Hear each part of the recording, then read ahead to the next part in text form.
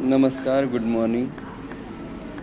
सुरुवातीला आलेले विद्यार्थी ज्यांना नीट लिहिताही येत नाही, नीट वाचताही येत नाही, ते विद्यार्थी कसे पाठांतर देतात, कसे लिहितात याचं ज्वलंत व जिवंत उदाहरण मी तुम्हाला देतो. आपण घरात आपण कोणाबरोबर राहतो? घरात आपण आई वडिलांबरोबर राहतो. आपल्याला सुरक्षित केव्हा वाटते? सोबतीमुळे आपल्याला सुरक्षित वाटते. आपण नियमांचे पालन काय केले पाहिजे?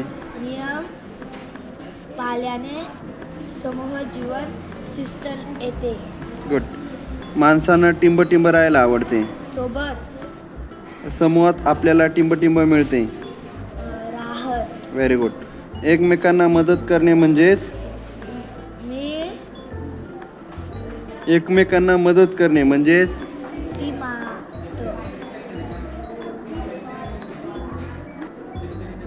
सांग पटकन. एकमेकांना मदत करणे. सहकार्य.